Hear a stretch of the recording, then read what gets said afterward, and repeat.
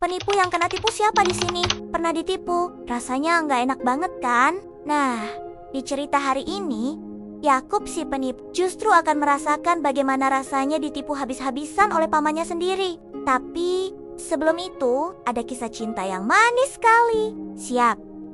Setelah pertemuannya yang luar biasa dengan Tuhan di Betel, Yakub melanjutkan perjalanannya dengan hati yang penuh harapan. Akhirnya, ia sampai di negeri sanak saudaranya. Di dekat sebuah sumur, ia melihat para gembala. Dan tidak lama kemudian, datanglah seorang gadis gembala yang sangat cantik sambil membawa domba-dombanya. Siapakah dia? Dia adalah Rahel, anak dari Laban, paman Yakub. Saat Yakub melihat Rahel, hatinya langsung berdebar-debar. Dia langsung jatuh cinta dengan kekuatan super. Yakub menggulingkan batu besar penutup sumur sendirian dan memberi minum domba-domba Rahel. Wah, pahlawan sejati. Yakub pun tinggal di rumah pamannya, Laban. Karena Yakub pekerja yang rajin, Laban bertanya, "Apa upaya yang kamu inginkan?" Yakub, yang sudah jatuh cinta, menjawab tanpa ragu, "Aku mau bekerja untuk paman selama 7 tahun.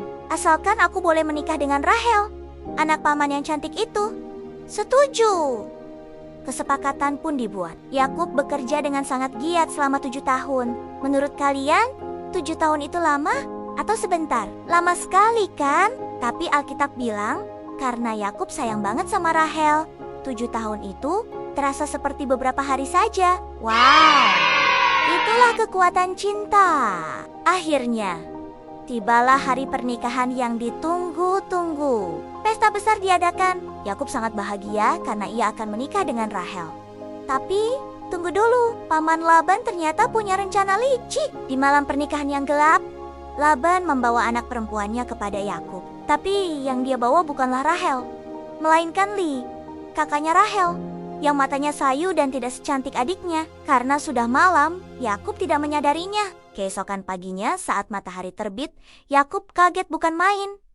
"Ini kan Li, bukan Raha." Dia langsung lari menemui Laban dan marah besar. "Paman, kenapa engkau menipu aku? Bukankah aku bekerja 7 tahun untuk Rahel?" Kira-kira ini mengingatkan Yakub pada sesuatu nggak ya?